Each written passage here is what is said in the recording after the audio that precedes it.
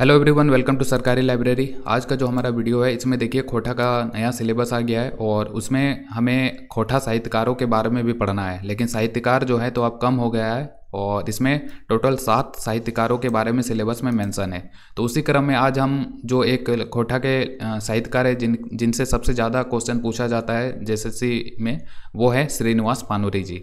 इन्हीं के बारे में पूरा डिटेल में हम चर्चा करेंगे। तो चलिए शुरू करते हैं। यहाँ पे देख सकते हैं श्रीनिवास पानुरी जी के बारे में पूरा डिटेल में मैंने यहाँ पे बहुत जगह से, कई सारे किताबों से और रिसोर्सेज से मैंने इन्फॉर्मेशन कलेक्ट किया हुआ है और सभी को कंपाइल करके एक ही जगह पे डाला हुआ है। तो इसी को आज पूरा हम डिटेल में देखेंगे। और खोटा का अगर आप कोर्स खरीदना चाहते हैं, नोट्स खरीदना चाहते हैं, तो आप हमारा नोट्स खरीद सकते हैं, जहाँ पे आपको पूरा खोटा मिल जाएगा न्यू सिलेबस के अकॉर्डिंग। यहाँ से सरकारी लाइब्रेरी वेबसाइट जाना है, पेड नोट्स पे क्लिक करना है, उसके बाद ज्वाइन नाउ पे क्लिक करेंगे क्योंकि पहली बार ज्वाइन कर रहे हैं। और ज्वाइन नाउ पे क्लिक करने के बाद आपको मेंबरशिप के बारे में पता चल जाएगा कि 200 रुपया में 1 साल का वैलिडिटी मिलेगा इस नोट्स का। और सेलेक्ट पे क्लिक करना है, आगे बढ़ना है। नया पेज ओपन होगा जहाँ पे आपको अकाउंट इन्फॉर्मेशन अपने बारे में डालना है। अपना यूज़र नेम क्रिएट कर लीजिएगा, पासवर्ड जनरेट कर लीजिएगा और सही ईमेल डाल देना है। उसके बाद सबमिट एंड चेकआउट पे क्लिक कर देना है अपना इन्फॉर्मेशन डालने के बाद। उसके बाद पेमेंट पेज खुलेगा। पेमेंट करने के बाद ये जो फाइल है, जितना भी डॉक्स फॉर्मेट में फाइल मिलेगा, तो वो सारा चीज़ ओपन होने लगेगा 15 मिनट के बाद। ठीक है, तो आप इसको खरीद सकते हैं हमारे वेबसाइट से। तो चलिए आज हम देखते हैं श्रीनिवास पानुरी जी के बारे में पूरा डिटेल में। सबसे पहले तो याद रखें कि जो श्रीनिवास पानुरी जी जो हैं, तो इनका जो जीवनी लिखा गया है तो ये लिखा गया है प्रदीप कुमार दीपक के द्वारा। प्रदीप कुमार दीपक के द्वारा श्रीनिवास पानुरी जी का जीवनी लिखा गया है और ये जीवनी आपको मिलेगा दू डायर पलास फूल में। तो एग्जाम में पूछ लिया जाए कि श्रीनिवास पानुरी जी का जीवनी लेखक कौन है, तो यह है प्रदीप कुमार दीपक। और कौन सा बुक में इनका जीवनी मिलेगा? दू डायर पलास फूल में। श्रीनिवास पानुरी जी जो है तो इनको बरवाडा के अक्षय बोर के नाम से भी जाना जाता है। आधुनिक खोटा शिष्ट साहित्य का जनक भी कहा जाता है।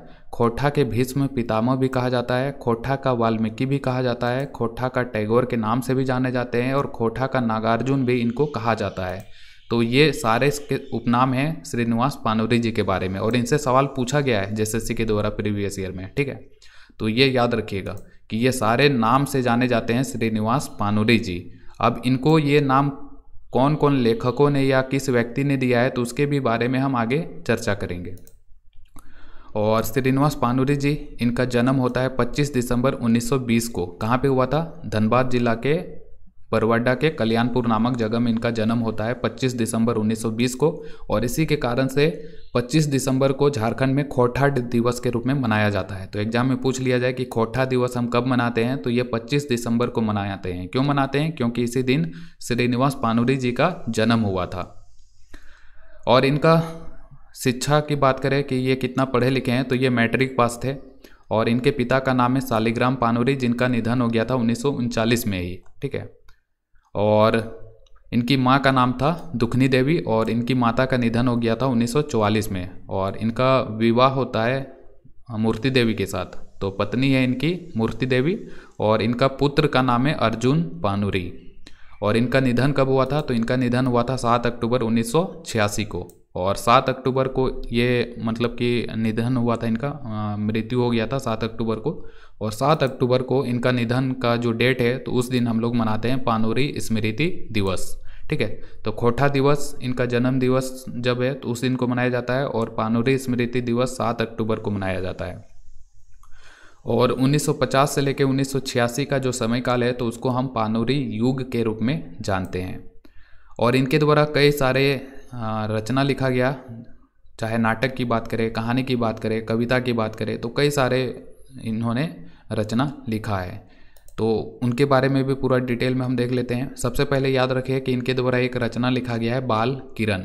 बाल किरण जो कि एक कविता संग्रह है जो 1954 में इनके द्वारा लिखा गया था और ये खोटा भाषा का पहला कविता संग्रह है। ठीक है, तो खोटा भाषा का पहला कविता संग्रह कौन है? बाल किरण। और इसके रचयिता कौन है? श्रीनिवास पानुरी जी। कब प्रकाशित हुआ था, कब लिखा गया था? 1954 में। इसी तरह इनके द्वारा लिखा गया है आंखिक गीत जो कि एक कविता संग्रह है। फिर लिखा गया है दिव्य ज्योति, यह भी एक कविता संग्रह है। तितकी, यह भी एक कविता संकलन है। और मालाक फूल, ये भी एक कविता संग्रह है। फिर लिखा गया इनके द्वारा मधुक देशे जो कि कविता संग्रह है, राम कथामृत जो कि एक खंड काव्य है, 1970 में ये लिखा गया था।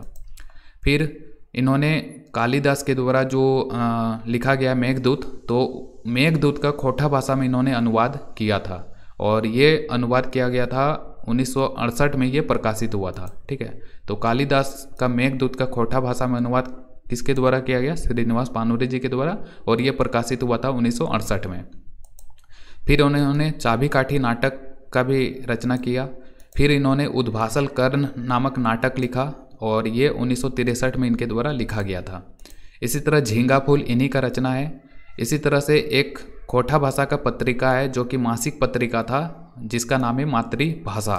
तो ये मातृभाषा का प्रकाशन इन्होंने ही शुरू किया था 1957 में। ठीक है, तो पूछ लिया जाए कि मातृभाषा किस प्रकार का पत्रिका है, क्या ये दैनिक पत्रिका था, साप्ताहिक पत्रिका था या मासिक पत्रिका था? तो यहाँ पे याद रखना है कि मातृभाषा खोटा भाषा का मासिक पत्रिका था, यानी कि महीना में एक बार प्रकाशित होता था। और शुरुआत कब हुआ था? 1957 में। किसके द्वारा किया गया था? श्रीनिवास पानुरे जी के द्वारा। ठीक है, तो ये याद रखना है। फिर खोटा नामक पत्रिका भी इनके द्वारा प्रकाशित किया गया था। फिर रखते रांगल पाखा इनकी रचना है। किसान नामक कविता के रचयिता हैं ये। सबले 20 एक कविता संग्रह है, उसके भी रचयिता ये हैं। फिर युगेक गीता जिसका रचना 1968 में किया गया था जो कि साम्यवादी विचारधारा पर आधारित है, उसके भी रचयिता श्रीनिवास पानुरे जी है। फिर एक कहानी है कुसमी के नाम से, उसके भी रचयिता श्रीनिवास पानुरे जी है। तो यहाँ पे जितने भी हम यहाँ से लेके यहाँ तक हमने जितना भी देखा तो ये सारे के सारे प्रकाशित हुए हैं। ठीक है, लेकिन कुछ इनका रचना है जो कि अभी भी अप्रकाशित है, उनका प्रकाशन नहीं किया गया है। तो उनमें से कौन कौन सा है? एक है पारिजात जो कि काव्य यानी कि कविता है जिसको प्रकाशित अभी तक नहीं किया गया है। इसी तरह रखते भिंजल पंखा ये भी अप्रकाशित पुस्तक है इनका। अपरिजात कविता ये भी अप्रकाशित है। समाधान खंड काव्य है। मोहमंग काव्य है। अग्नि परीक्षा खंड काव्य है। हमर गांव भ्रमर गीत, युगेक गीता। ठीक है, तो यहाँ पे देख सकते हैं युगेक गीता। यहाँ पे देखिए, यहाँ पे हमने लिखा हुआ है युगेक गीता जो कि 1968 में इसका रचना हुआ था साम्यवादी विचारधारा पे। तो ये भी इन्हीं का रचना है। यहाँ पे देखिए अब प्रकाशित पुस्तकों का श्रेणी में है, तो अलग अलग बुक में अलग अलग चीज़ मेंशन है। ठीक है, तो कब प्रकाशित हुआ उसके बारे में ज़्यादा जानकारी नहीं है, लेकिन जहाँ से भी मैंने इन्फॉर्मेशन कलेक्ट किया हुआ है तो उसके बारे में याद रखना है कि युगेक गीता 1968 में इनके द्वारा रचा गया था। इसी तरह छोटो जी ये एक हास्य व्यंग है। मेरे गीत इन्हीं का रचना है। इसके अलावा यहाँ पे देख सकते हैं पत्र पत्रिका कुछ है खोटा भाषा का जिसका संपादन इन्होंने किया था। तो यहाँ से मातृभाषा जो कि खोटा का पत्रिका है, इसका संपादन हमने पहले बताया आपको कि ये मासिक पत्रिका है, 1957 में इन्हीं के द्वारा संपादित किया गया था। इसी तरह खोटा भाषा का पत्रिका खोटा है और इसका भी संपादन इन्होंने किया। फिर तितकी पत्रिका का भी संपादन इन्होंने किया था।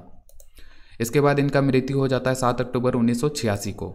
और यहाँ से ये भी याद रखें कि रांची में जो आकाशवाणी है, आकाशवाणी रांची, तो उसका स्थापना 1957 में हुआ था। कहीं पे इन्हीं का बारे में मैं पढ़ रहा था तो वहीं पे हमें ये इन्फॉर्मेशन मिला था। तो ये भी याद रखिए झारखंड जीके की दृष्टि से। झारखंड जीके में पूछा जा सकता है कि आकाशवाणी रांची की स्थापना किस वर्ष हुआ था? तो ये 1957 में हुआ था। और यहाँ पे देखिए, यहाँ पे एक चीज़ है खोटा के टैगोर। ठीक है, तो खोटा का टैगोर कहा जाता है श्रीनिवास पानुरे जी को। इसी तरह झारखंड जीके से रिलेट करके आपसे पूछा जा सकता है कि झारखंड का टैगोर किसे कहा जाता है। तो आपको अगर पता है कि झारखंड का टैगोर किसे कहा जाता है तो कमेंट बॉक्स में कमेंट करिए, देखते हैं किसको किसको पता है। इसके बाद यहाँ पे देखिए श्रीनिवास पानुरे जी जो हैं तो इनको खोटा का भीष्म पितामह किसने कहा था? तो ये कहा गया है विश्वनाथ दसौंधी राज के द्वारा। खोटा का वाल्मीकि इनको कहा गया है पंडित रामदयाल पांडे के द्वारा। खोटा का टैगोर इनको कहा गया है डॉक्टर चतुर्भुज साहू के द्वारा। और खोटा का नागार्जुन किसके द्वारा कहा गया है? तो ये कहा गया है विकल शास्त्री के द्वारा। तो ये जितना भी इन्फॉर्मेशन था तो वो यहाँ पे ख़त्म होता है। अब उनसे रिलेट करके प्रीवियस ईयर में किस टाइप से जेएसएससी के द्वारा अलग अलग परीक्षाओं में क्वेश्चन पूछा गया है तो उनको हम एक नज़र में देख लेते हैं। सबसे पहला सवाल जो इनसे रिलेट करके पूछा गया था जेएसएससी के द्वारा वो देखिए, वो है आयज नाय तो कायल हमर बात माने हतो गोड़े कांटा मुँहे धैर टाने हतो ई केकर कथन लागई। तो ये किसका है? तो ये है श्रीनिवास पानुरी जी का कथन है। आज नहीं तो कायल हमर बात माने हो तो घोड़े कांटा धैर के टाने हो तो। मोस्ट इंपॉर्टेंट है, 2 बार पूछा गया है एसएससी के द्वारा अलग अलग परीक्षाओं में, तो ये याद रखें श्रीनिवास पानुरी जी का कथन है। इसके बाद इकर में कौन काव्यटा श्रीनिवास पानुरी के लागे, 4 ऑप्शन दिया हुआ था। तो यहाँ पे ये याद रखिए कि दिव्य ज्योति जो काव्य है, कविता है, तो ये श्रीनिवास पानुरी जी के द्वारा लिखा गया है। इसी तरह से मातृभाषा और खोटा पत्रिका का छपाई कौन से प्रेस से हुआ था? तो मातृभाषा पत्रिका और खोटा पत्रिका, इसका छपाई कौन सा प्रेस से हुआ था? तो ये हुआ था आवाज़ प्रेस से। यह भी एसएससी के द्वारा पूछा गया है।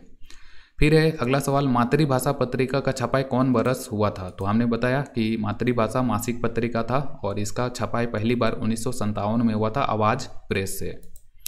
फिर है श्रीनिवास पानुरी कर अनुदित काव्य के नाम बतावा। तो श्रीनिवास पानुरी जी के द्वारा जो अनुवादित काव्य है तो उसका नाम है मेघदूत। मेघदूत किसके द्वारा रचित है? कालिदास के द्वारा। उसी का रचना कालिदास का जो रचना है मेघदूत, तो उन्हीं का रचना को खोटा भाषा में अनुवादित किया गया है श्रीनिवास पानुरी जी के द्वारा।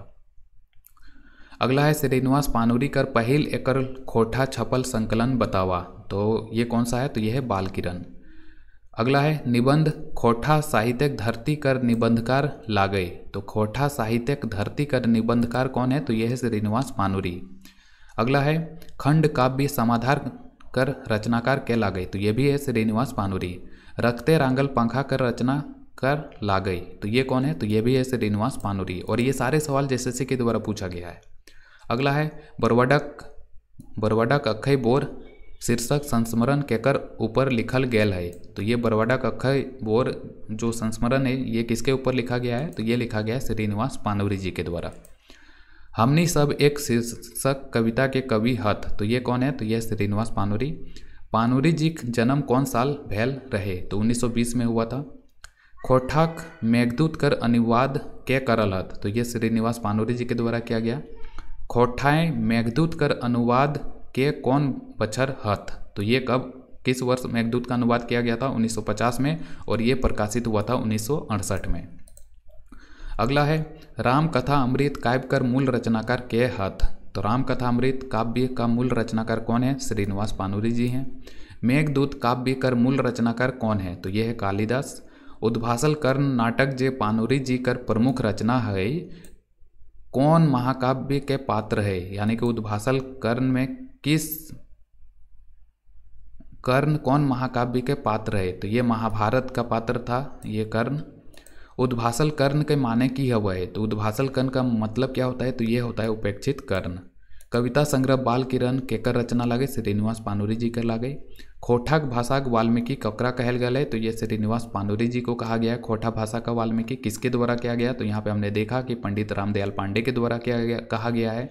इसी तरह से एग्जाम में रिलेट करके आप पूछ लेगा नया क्वेश्चन, खोटा का भीष्म पितामह श्रीनिवास पानुरी जी को किसने कहा? तो ये कहा गया है विश्वनाथ दसौंधी राज के द्वारा। तो ये चारों में से कुछ भी पूछा जा सकता है घुमा फिरा के। अगला है श्रीनिवास पानुरी खोठक भाषा वाल्मीकि क्या कहल है? तो यहाँ पे देख सकते हैं पंडित रामदयाल पांडे के द्वारा कहा गया है। अगला है कौन रचनाटा श्रीनिवास पानुरी के नाय लागे? तो यहाँ पे चाबी काठी, मेघदूत, आंखें गीत, ये तीनों तो श्रीनिवास पानुरी जी का है, लेकिन शिव सागर जो है तो ये राजा दलेल सिंह का रचना है। एकर में कौन जोड़ा सही नाय है? यानी कि हमें छाटना है कि कौन सा जो है सही नहीं है। तो मेघदूत श्रीनिवास पानुरी जी के द्वारा कालिदास का रचना है जिसका अनुवादित खोठा में किया गया है। मेका मकी न मेट माट ये एके झा का ही रचना है। चाबी काठी नाटक श्रीनिवास पानुरी जी हैं रचयिता। उद्भासल कर्ण ये भी श्रीनिवास पानुरी जी के द्वारा लिखा गया है, लेकिन यहाँ पे डॉक्टर विनोद कुमार है। ठीक है, तो ये हमारा सही जोड़ा नहीं छाटना है, सही जोड़ा छाटना। सही जोड़ा मतलब कौन जोड़ा सही नहीं लागे, तो ये वाला सही नहीं है, तो डी इसका राइट आंसर है। फिर है सही जोड़ा के छाटा, अब सही वाला हमें चूज करना है। तो मेघदूत ये पानुरी जी का रचना है। शैर सरगट ये डॉक्टर एके झा का है। अजगर दसौंधी राज का है नाटक।